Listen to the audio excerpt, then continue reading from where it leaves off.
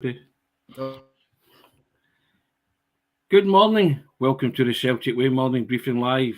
It's Wednesday, December the 14th. Quick check there to see where I was, what day it was. Indeed, it's -7 in East Kilbride, -6 according to Brian Roberts, but there you have it. And I'm joined today, Tony Haggerty, Haggerty10 Twitter handle. I'm joined by Sean Martin at Sean Martin TCW and at Aidan Macdonald at Aidan C. Macdonald Twitter handle. Morning, gentlemen. Is it tropical where you are? It's a roasting hot -4, Tony, in Inverclyde. Oh, you're beating me by 3 degrees. Then will I see you again, Sean, and all that? Aidan, where? I don't know the exact temperature, Tony, but I'll just play it safe and say it's very cold. It is cold.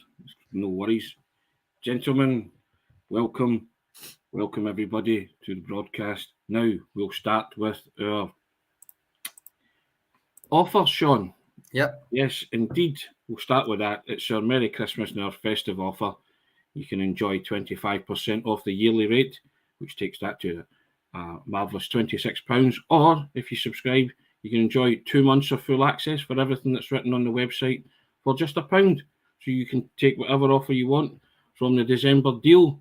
And it's a cracking deal. And all you have to do, as we say every day, is hit the button. www.celticway.co.uk/subscribe. That's www.celtic.uk/subscribe. I'll get it right one day, Sean. There you have it. It's running along the book. There it is now. www.celticway.co.uk/subscribe. There it is, ladies and gentlemen. Take advantage of that offer. 25% off. You pay £26 for the yearly rate, or it's £1 for 2 months of full access for everything that's written on the site. Now, gentlemen, we said goodbye to Juranovic in the World Cup last night. Yep. We bowed out to a Lionel Messi-inspired Argentina. Aidan, you were correct. Josip Juranovic went the furthest of the Celtic representatives that were there. Yep. He was a faller at the semi-final hurdle, Aidan. Close but no cigar, as they say. Yeah, I mean, obviously, when Messi was playing that well last night, it was always going to be difficult, wasn't it? But Juranovic, I thought he did all right on the night. It was a hard game for Croatia, but yeah, overall, he's had a really good tournament, and yeah, it was far and away sort of Croatia were probably the team that deserved to go furthest out of all the Celtic players. So yeah, he's played well, and he'll be really disappointed, but I think probably Croatia, it's fair to say, they overachieved once again, getting to the semi-finals, particularly obviously beating Brazil. So yeah, no, it's been positive. You do have the third, fourth playoff place against England, Sean. Yep. Against France or Morocco. France or Morocco, sorry, yes. There you have it.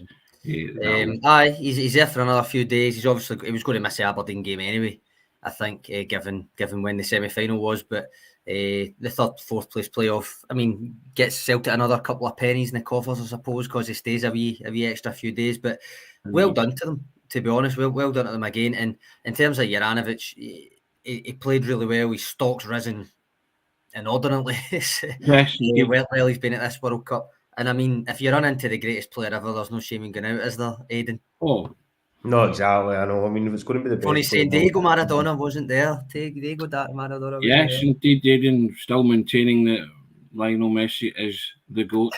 No, what to be fair, what I did say was, I said if he wins the World Cup, then. Yeah. Okay, so if he does something that Diego Maradona did, yeah. Well, yeah. I don't want to talk about the Champions League, Tony. We've had fun. And the '86 World Cup, you can't really name any other players. Doesn't it take much to trigger it, Tony? Does it, Aidan? Well, the older generation of me will say Pele's the greatest of all time. So yeah, it's all subjective and relative, isn't it? But it just gives you a good excuse to flick up the charts on, doesn't it? The World Cup predictions. Yes, I shall. Yep, I shall. Which I crashed and burned, so I'm taking no further part in Tony, the next couple of minutes discussion. Hold on, Tony. There is an argument here. That given that penalty miss the other day, is there an argument that you have called the biggest flop? Because you did explicitly use the phrase, "If Harry Kane flops, then so will England." I did. Is there an argument that actually you're in the running for biggest flop to be true there? Well, I would say yes. And because I'm Scottish and our old rivals and old enemy is England, I'm claiming that. That's more than an assist, I think you'll find. So there I you think have it. Brazil still worth a shout for biggest flop, to be honest. think If they'd so, went out aye? anywhere, I would have said definitely, but given they were 1-0 up in that game, obviously they were quite disappointing. But they did get to the quarters, I suppose. So No, you're not having that, Aidan. But Harry Kane, biggest To be flop. honest, I could make an argument that Ronaldo shouts up there as well, no? Causing problems, dropped, replaced by a 21-year-old international rookie, popped out with a whimper by Morocco. Does that qualify? I think it might. aye, to be fair, I think they're all probably worth a shout. But on Juranovic, Aidan and Sean, there seems to be different people being linked with him every day, different clubs. I think Torino is the latest name to be thrown into the mix today, Sean, isn't it? Yeah, so I see. I think there'll be more than a few suitors. It depends on how much clubs bid. I suppose ideally from Celtic's point of view, if you're willing to let them go, you want a bidding war is what you want. With the Torino link, I would point out, depending on what your valuation or what the valuation you think has gone up to with these World Cup performances, I think Torino's record transfer is something like 21 million for Simone Verde. So if you're thinking they're going to break the bank for Juranovic in terms of pay 25 million or so, I think you might be mistaken with that one with Torino. Yeah. That's not to say someone else won't go higher that's not breaking their bank, that kind of thing. Well, we've discussed about his worth, Sean, haven't we, Aidan? Yep. We've spoken about that. So I guess it is now. If he does leave, because Aidan, you're hopeful that he stays. If he does leave, it is to the highest bidder, isn't it, Sean? That's the way Celtic are going to have to operate that. It will be, aye. That's what it will be. As I say, it would be good if Celtic have decided yes, and they probably have, given Alistair Johnston's arrival, that they are willing to let Juranovic go. Ideally, you want a bidding war to break out, because then it will just drive that price up even more.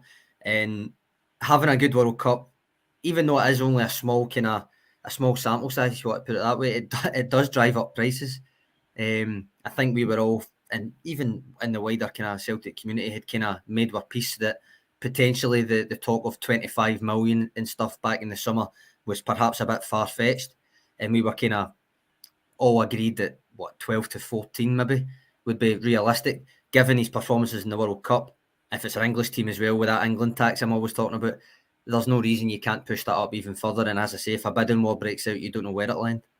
Yeah, that's the hope now, Aidan, is it? That if he does leave, it's the bidding war. Let battle commence.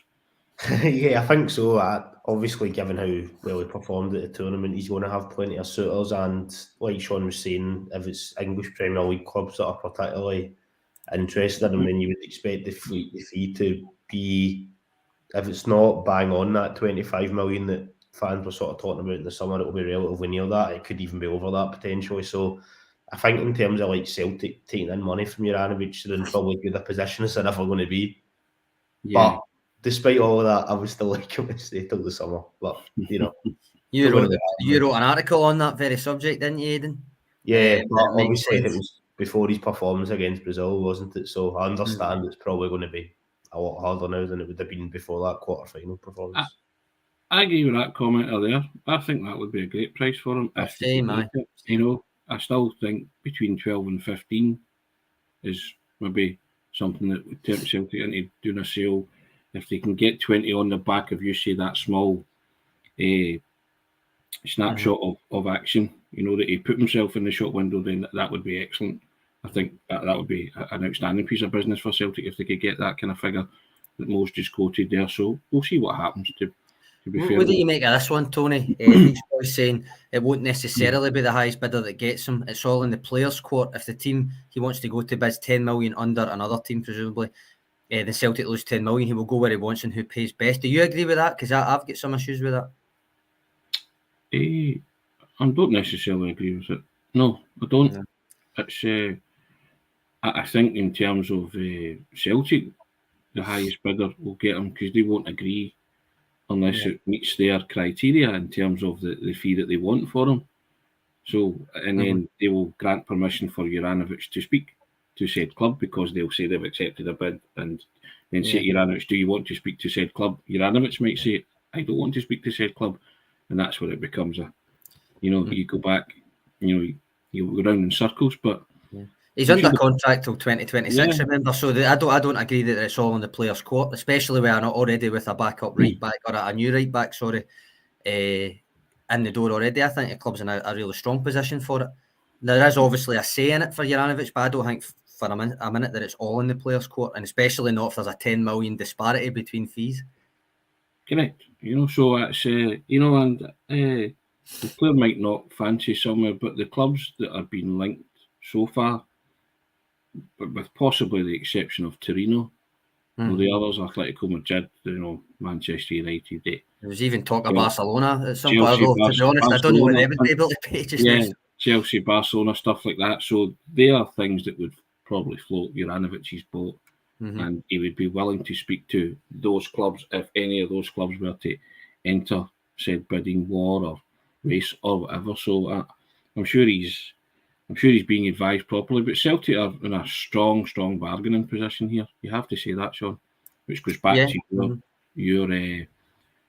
your consistency on saying that signing longer term deals, security. So there you go.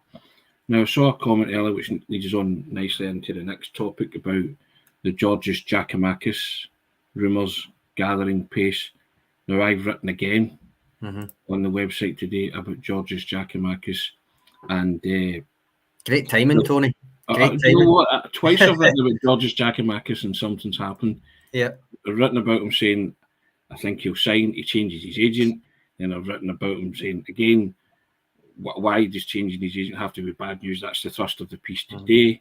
And he's been linked with a move to Saudi Arabia.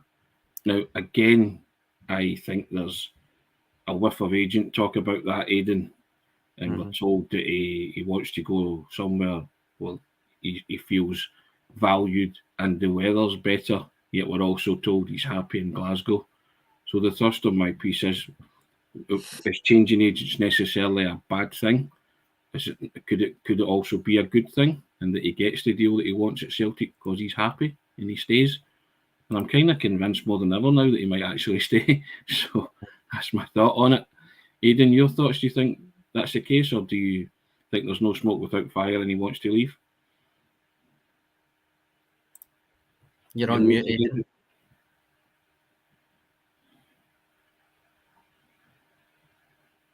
Oh, Aidan's been done by the technology, Tony, the young gun. Shocking. Well, I'll just pick up until Aidan's watching then. But it was great timing, Tony. To be fair, this new link, whether or not it's accurate, it allows you to talk about Giakoumakis again, and more importantly, bring up that that you've weighed back into the debate. I've put the article in the comments for anybody that wants to read it. But basically, it came after a conversation we had the other day, didn't it? When the news came out that he had changed agents, the presumption was very negative. Yeah, very negative, wasn't it? It seemed to be he's changed agents, therefore it's to chase a dream move to England or replace the country as needed, I suppose. We had a chat about it, and you decided to tackle that presumption head on. That it need not mean bad news for Celtic. Yeah, and that's the thrust of the piece. I always think that why should these things or players' actions always be a negative or bad news week? Could it not be good news week? Can he not be doing that in order to secure the kind of wages that he wants or the contract that he wants from Celtic? Because it might be his last big deal. Because you said he's 27, isn't he? Yeah, well, he's 26, 28 now. 28 now, yeah. So, and I made the point before that he has a young family as well.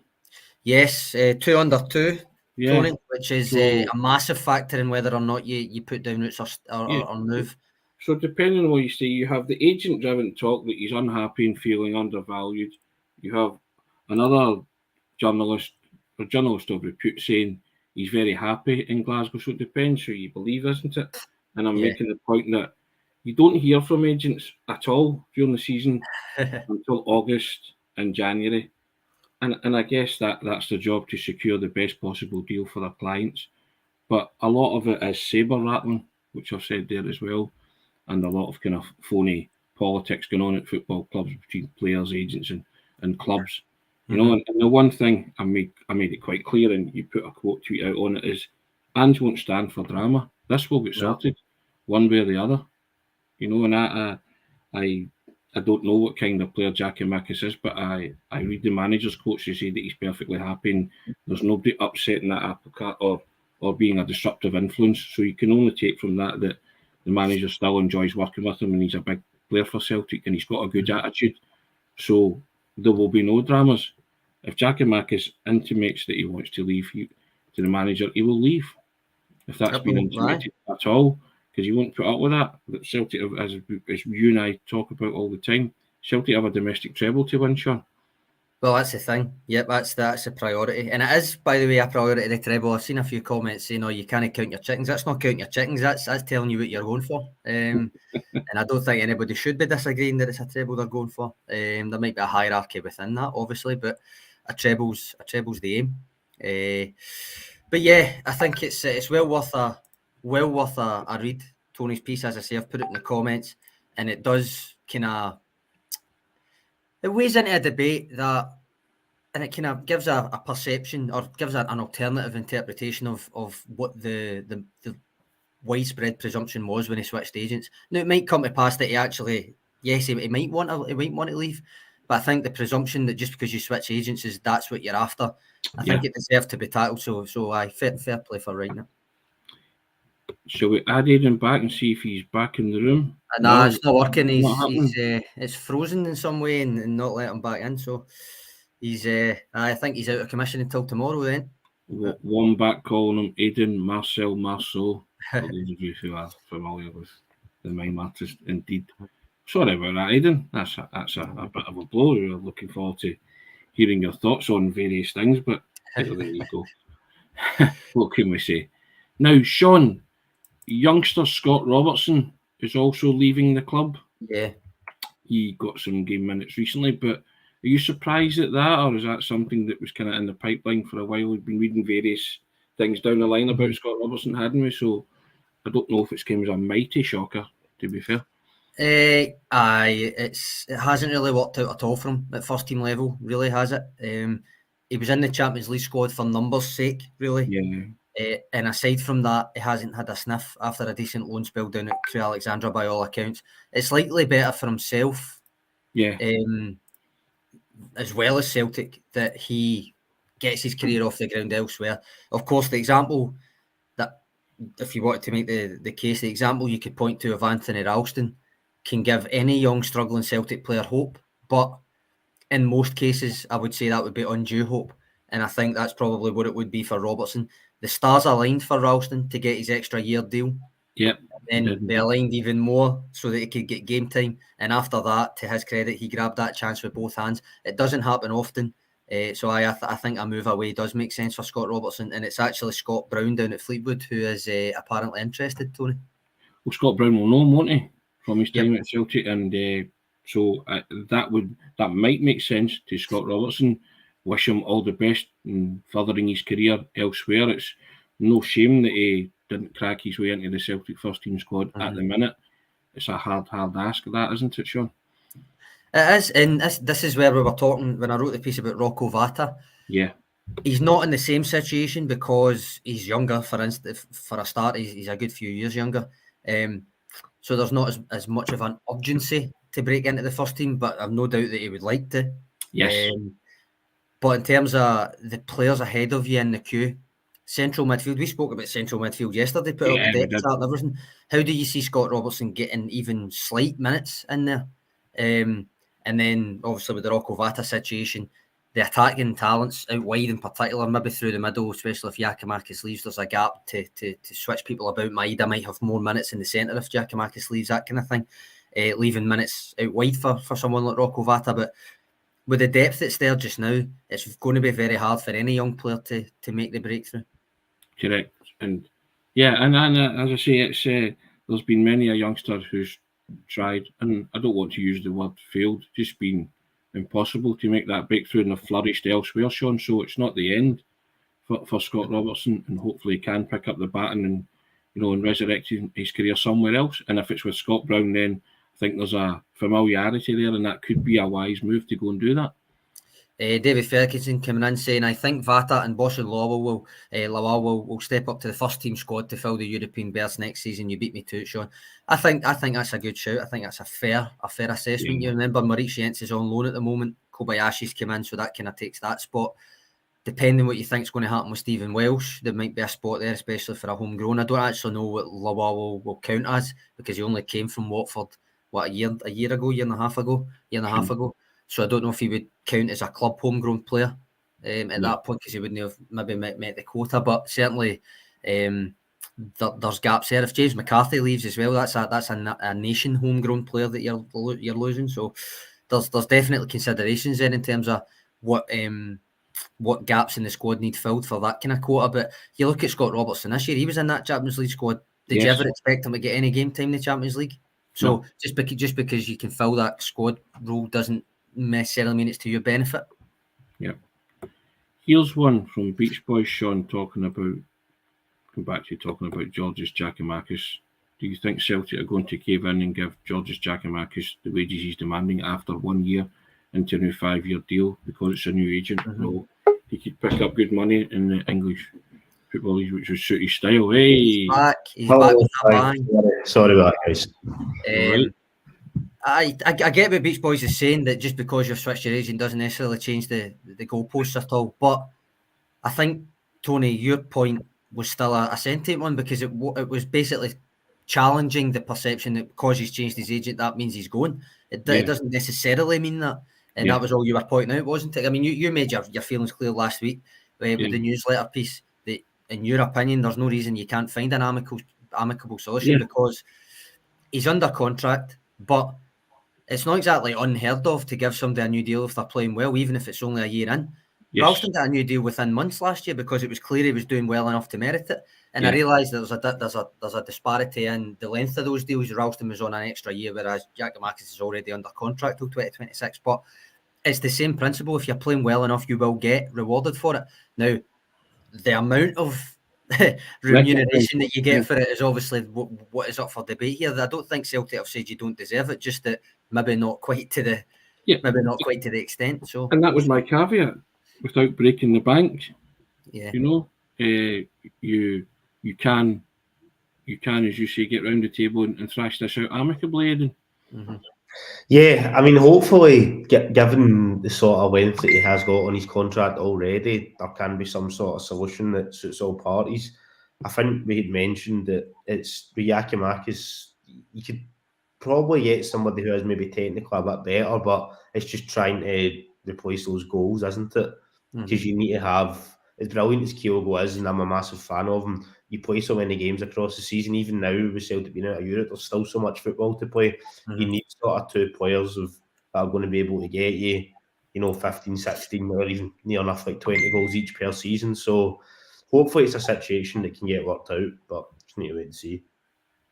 Yeah, and as I've said before, and I wrote, there's only a few people in the know in this, Sean, when it comes to this. Giakoumakis, his new agent, Michael Nicholson, and Ange Postecoglou. Those are the four people that will decide ultimately what happens next. Yeah, I mean that's spot on. Yep. There's a few comments. Well, first of all, Aidan, I'll throw it to you. Robert Gibson, if McCarthy left, would anybody notice? That's pretty harsh, but it's probably true. Yeah, I don't want to swat the guy too much, but I think that's probably a fair statement given the sort of limited game time. Wait, he's injured though, isn't he? So I'm pretty sure at the moment. It was, but I don't know if he still is. But regardless, a hamstring or something. So it sounded like. So I don't know if he'd be able to sell. He's been fit for a lot. I don't think I don't think it'd be getting sold. I think it would be getting like the end of his contract or maybe released or whatever. But I think he was, and this is where it kind of comes back to last season. He was in like the vast majority of squads. He just doesn't get picked, which is almost. I mean, is there much of a difference? Nah, not really. To be fair, he is probably on the road out. Yep. Pardon me. Billy Subs Grant saying Aidan's acting like a boomer. I don't know if that's because he thought you maybe took a temper tantrum, Aidan, and just left. No, I'm away. Don't like the questioning. Don't like the line of questioning. Yeah, maybe you didn't like the line of questioning from your old dad here, but yes, indeed. But no, that was unfortunate. we're at the mercy of technology always, aren't we, guys? And these things happen. So, yeah, Robert, I did notice that comment, Aidan Speaks. For those of a certain vintage, they'll realise it's a pastiche of Harpo Speaks, who was one of the Marx brothers who didn't speak. And that was his autobiography was called Harpo Speaks. So there you go. Every day's a school day, Tony. Wee bit of knowledge and education for you there, Aidan. Only because I did my dissertation at uni back in the day on the films of the Marx Brothers, so I know these things. So there you go. Yeah, Michael Ross just coming in, Tony saying he's an excellent striker and he'll be sad to see him leave if he leaves, which I suppose is getting to the crux of the matter, isn't it? Yeah. He is an excellent striker for Celtic. He did really, really well. Do you know what? I make the point. I would be more inclined to, believe things that are written if the player had come out and said it, or the manager had said it, or there was friction there. Nobody, as I say in the article, is, you haven't read this. This is all, it's all came from nowhere, from various agencies and agents. And it's that time of year, I guess. But Giakoumakis doesn't strike me as being unhappy. The manager doesn't strike me as being unhappy with him. But the first hint of that, he will leave.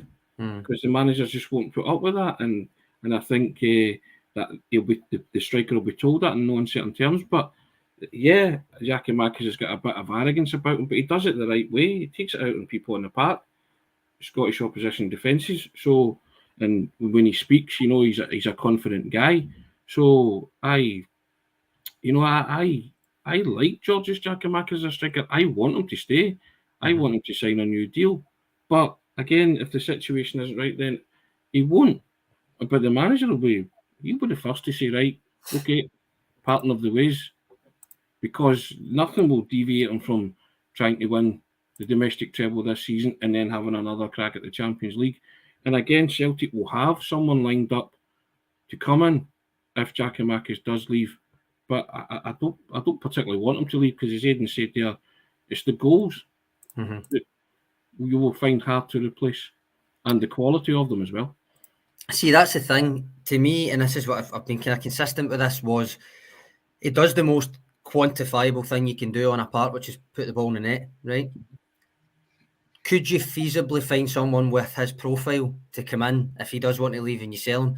You could. Celtic can. It's within their range to get someone like that. But would you not argue that Ajeti was meant to be that guy as well? So sometimes just finding that someone who fits a profile isn't enough. You need someone, maybe the kind of the intangibles that will be able to come in and thrive at a club like Celtic, which not everyone will. Giakoumakis has. He's adjusted very quickly after injuries at the start and stuff. It doesn't necessarily mean that because he has replaceable attributes that you will be able to replace them.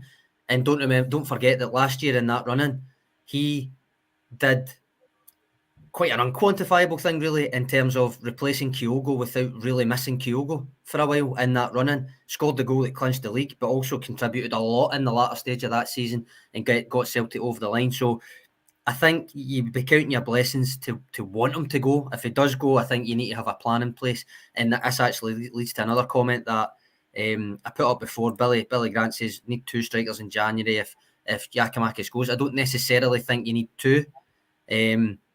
But is there a case to be made that you need the succession plan in place before he actually would go anyway? Same as what they've done with O'Reilly and Rogic last year. Same as what they seem to be doing with Alistair Johnston and Juranovic. Is that the kind of thing, Aidan, that you'd be wanting to see a striker come in the door as a harbinger of Giakoumakis leaving rather than after he goes?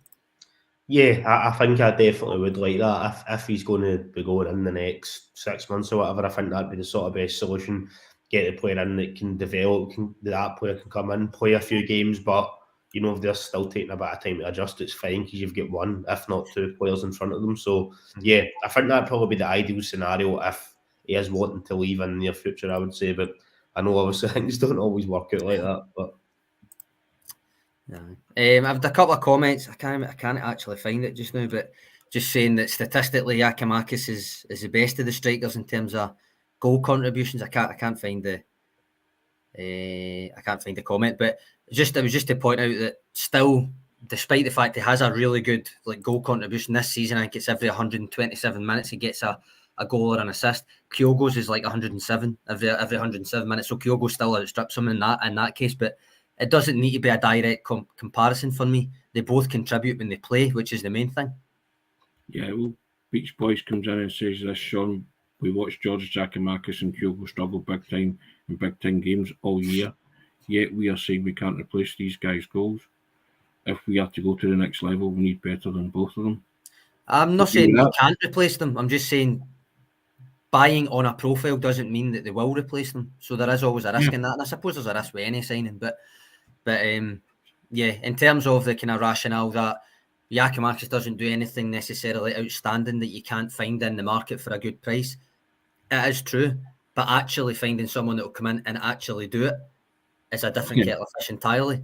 A lot of things come into that, how they settle, their attitude in general, the kind of intrinsic motivation they have to succeed at a club like Celtic. Sometimes you shrink, sometimes you rise to it. Giakoumakis rose to it, Ajeti shrank with it, and Ajeti out of the two of them is the guy you'd probably have picked on profile to thrive in Scottish football. I agree with that. Aidan, do you agree with that? Yeah, I think that's probably bang on, to be honest. And there's no guarantee, to be fair, even if you did go out and spend a significant fee, as Sean was talking about there, you know, the player would come in and be able to perform to either a better standard than Giakoumakis or Kyogo, or in terms of their goals anyway, like pull up similar stats. I mean, I know Sean highlighted Ajeti as an example. It was someone who had struggled a bit at West Ham, but, you know, at Ball in the Swiss League, which you'd probably say at the very least would be relatively comparable to the Scottish League, and in the Champions League, he performed really well and scored a lot of goals. A lot of people probably thought with him coming in, having Eduard beside him, etc., it would have been a sort of recipe for success, and it wasn't. So, but I have a lot more faith now in terms of the recruitment, whether it be through Ange or, you know, Mark Wall or whoever else behind the scenes sort of coordinating the transfers, that they would go out and get someone who was of a specific profile that sort of everything would be shaped that it would be a success, even if it's not an instant one. I mean, Tony, you obviously mentioned in your piece you did on Gucci recently that he's a sort of the exception to the rule in terms of transfers that haven't really worked. I know that was sort of maybe not the Japanese market you were talking about, but if we kind of take it overall, the majority of Ange's transfers have been really, really positive. Obviously, there's the odd one here and there, McCarthy, and that we mentioned, but if that indeed was an Ange signing, is what I would that with Aidan, but aye. That's another debate, isn't it? But in terms of his overall recruitment and the club's recruitment in the last sort of 12 to 18 months, I would like to think that if Giakoumakis was to go, that they would sort of recruit properly and it wouldn't just be a punt on somebody or a daft loan or anything like that. Mm-hmm. Yeah, totally. I mean, Les comes in, echo what I'm saying. All the speculation about Giakoumakis and Juranovic wanting to leave, I've not actually heard the players saying they want to leave. Celtic and the contracts yet. That's the point we've all been making, yourself especially, Sean, with the long contracts. So yeah, I mean, the narrative will play out, won't it? That's the thing. We will find out next month what happens with those guys. It could be a long month. It could be. I think it will be. I think we'll find ourselves sitting talking about reports quite a bit. We tried our best in the summer to not necessarily sit every day and talk about every single report. Certainly didn't expect to pull the trigger on every report for a scouting report either. But we try and kind of use a bit of wherewithal about what ones we kind of give credence to and what ones we order the full-blown scout reports for and stuff like that. But I'm going to put this up. Andrew Galea, this window, Celtic need rid of 3 midfielders. That'll do if we bring in another striker. And then the last bit is what I want to concentrate on. Remember, Albion Ajeti is still on the books, which of course he is. He's on loan at Sturm Graz, Tony. Yeah. I mean, I think it's time for a parting of the ways with Albion Ajeti. And then the 3 midfielders he's talking about, I'm assuming he's talking about McCarthy, Ideguchi, and another, maybe Abelgard. Could be Abelgard. I think you need to wait and see what happens with him, isn't it? Yeah. The Russia situation as well, but Scott Robertson's been linked away as well, hasn't he? Yeah. So that could be you missed that one, Aidan. You missed that. You were away gallivanting when we spoke about Scott Robertson. You were away doing your Marcel Marceau act when we were talking about Scott Robertson. Right, fair enough. You're late to the party in that one, but hey, it was an honourable mention. We'll give you a nod to that, all right? In terms of Ajeti, you're kind of hoping that whether it's Sturm Graz or whether it's someone else likes the look of him while he's out there, you're kind of hoping that someone puts in an offer either in January at the end of the season, aren't you? I think he's only got 3 goals in I think less than 900 minutes, which isn't great really, but he seemed to be. We carried an interview with him on the website I think last month. He seems to be kind of getting some confidence back in his game, which I think you could visibly see we had lost him, that had deserted him at Celtic, and that's another thing that factors into the kind of whether you're a success or a failure is how you embrace that, how your confidence, how you feel when you got on the park. I think Ajeti clearly was devoid of confidence at Celtic, and I think that affected his actions on the field of play. But if he's getting up a bit of confidence at Sturm Graz, whether it's them or, as I say, whether it's someone else likes the look of him, he's still one of those players that I'm expecting someone somewhere to look at and, like Celtic did, say we could get goals out of him. Yeah, of course. That's the bottom line, isn't it? Yeah. And you know, it's Ajeti's a strange and curious case, isn't it? Yep. You know, he really has. It's just then people forget that he's still on Celtic's wage bill and books, and he's very much the forgotten man. And I think there just has to come a natural termination of that contract in January, because it probably suit both parties. And wish Ajeti all the best. Some players, as you say, Sean, you sink or swim. Mm-hmm. When you come to Celtic, and unfortunately Ajeti's sunk, without trace basically, and you just don't see him having any future at Celtic. So it's best if that agreement was terminated mutually, and everybody could move on. That's pretty much it. Yeah, I think rather than mutual termination, obviously we hope it's an offer, a decent offer, maybe a couple of million or something like that, to try and recoup something. Yeah. But I think his ship has probably sailed at Celtic. I don't necessarily see him coming back and actually getting game time. I don't know if his profile really fits anyway. He got a couple of games and he did score a couple of goals, but I go back to that Dundee United game, rightly or wrongly, that still sticks in my mind. That I don't know if it would maybe stick in Ange's as well. When you wanted him to stand up and be counted, he didn't. He shrunk, and notably, visibly shrunk in that game. It was Jota really that came to the fore. The fore, having only come in the door a couple of weeks before it. He marked himself out as someone, even when it's going against the team, would continually want the ball, would continually take the shots, take the dribbles, take the crosses on. And Ajeti missed a sitter and then went into his shell. And I think that has stuck in a lot of people's minds, rightly or wrongly, as I say. I'm going to put this up for you, Tony, before we start winding down. Beach Boys again saying, Celtic have scouts and a manager who knows what he's doing. Giakoumakis was found from a relegated Dutch team. You can't be scared to sign big just in case he doesn't settle or score. Then you wouldn't sign anyone. Now, I do agree with that in principle. What I would say is, can you call Giakoumakis signing big? Because I don't think you can. I think that is most of that signing was a punt. A big punt, wasn't it? So I don't think that's fair to say you can't be scared to sign big and then use Giakoumakis as an example, because I think to a great degree that was a hope rather than a signing big type scenario. But it's obviously worked out, which is why I'm saying sign a profile. It could go one or two ways, and a lot of that is not to do with the profile itself, but the character of the guy that you're signing. And just told you the way he signs players, Aidan, the way he goes about signing players. He's told us time and time again that he envisages people playing in his team. So Georgios Giakoumakis was obviously somebody he envisaged playing in his team and doing exactly what it said on the tin, scoring goals, because he scored in a league and was a top scorer for a club that get relegated. So Ange thought he could do a job at Celtic, and he has. So that's the way he sees players fitting into his system. So I think that's the way, well, it is the way Celtic go about their business, because the manager has told us that. Yeah, it does seem now that pretty much every player's been brought in because the manager thinks, or at least hopes, that they can fit the system and do the job he wants to do. Just in terms of the sort of Giakoumakis original transfer, I do kind of agree with what Sean was saying in terms, and what you were saying as well, Tony, in terms of it basically being a punt, because he'd only really had one. Admittedly, it was a very good season given the circumstances with his team and the quality of the league, etc. But he'd only really had one good season, which before he came to Celtic, which, given obviously his age and that was why people were slightly concerned. But obviously, there's no doubt that it's worked out. But I think probably in that case, that I would would Celtic sign a player this January or this summer that had Giakoumakis' record, as in before he joined Celtic, sorry.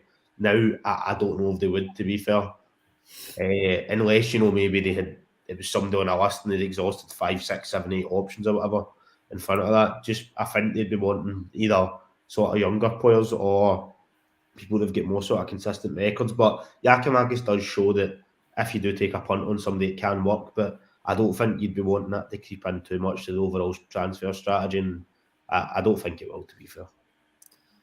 I've got that. There's plenty of comments on Ajeti here, but I have dug out that interview that I was saying we ran with him last month, so I've put that in the comments there. And actually, what made me think to dig it out there was the Edward DeVos's comment here. Funny thing is, Ajeti is not bitter but grateful for Celtic, and it does kind of come across in that he doesn't take shots at the club. He does mention the change in formation affected him, which is something Aidan mentioned at the start of the Ajeti conversation. It was kind of brought in to play up front with someone. It kind of changed a wee bit and it didn't work to his benefit. He mentions that. He also mentions about Neil Lennon, maybe a different side to what you would expect Neil Lennon, especially the way that he's painted now. He was far, according to Ajeti anyway, he was far more trying to motivate the players at that point in time rather than shouting and bawling at them, which I think is the perception that people have of Neil Lennon. Ajeti contends that he thinks he says that in his experience he was trying to help them, trying to get the best out of them and different. So I've put the link in the comments. It's worth a read. And yeah, well, I suppose we'll just need to see what happens with Ajeti, Tony, come this summer. Indeed, well, a lot of players will need to see what happens a lot in January as well. But what we've got Thursday, Friday, domestic football returns on Saturday, guys. Countdown is well and truly on. Celtic playing Aberdeen at Pittodrie, 12:30 kickoff. We'll build it up from tomorrow, I would have thought, Sean. Yes? From tomorrow, Friday will be the big return of the preview. We might not do the predicted 11s in full because we'll wait for the presser for that, but the score predictions can be done certainly, which is always fun in games. Yeah, just can't wait for the return to domestic football. Second World Cup semi-final tonight, France, Morocco. Enjoy that if you're tuning into that. But yeah, we eagerly await the return of domestic football. Now, I direct your attention to the strap line running along the bottom. As always, you subscribe to the Celtic Way and enjoy top quality journalism. We've always got an offer on for you, and this month it's for Merry Christmas deal or festive deal, where you can get 25% off the yearly rate for a limited time. It takes it down to £26 for a year, or if you subscribe, it costs you just £1 for 2 months of full access to everything that's written on the website.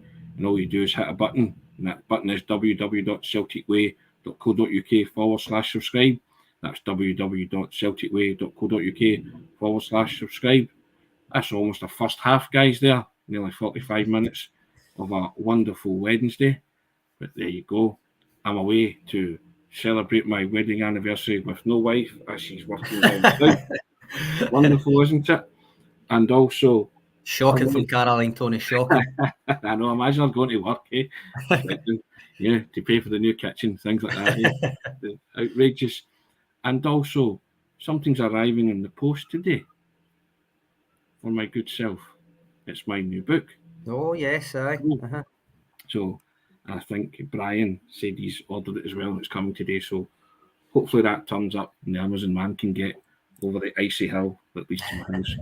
But hey, he might not. But there you go. So yeah, I'll enjoy my anniversary alone, chaps. That's the way it is. Probably the secret of a healthy relationship, Aidan. Bear that in mind. That's a wee tip for you from your old dad there, all right? But guys, the life advice. Aidan, thanks for your contribution. Sorry about your technology letting you down. I know, I can only apologise for when that. we got you back, you were on form. Sean, first class as always, sir. You're just a new man with your heating being fixed. It's wonderful. I look less like a cops when I've got heating on. It's wonderful to watch. It's a joy to watch. Guys, thanks for your comments. Healthy debate today, was it not? Yep, it certainly was, yep. We enjoy it. Thanks a lot, and we'll do it all again tomorrow. There you go. Take care. Cheers, guys. Cheers, Tori. Cheers, Aidan. Cheers, guys.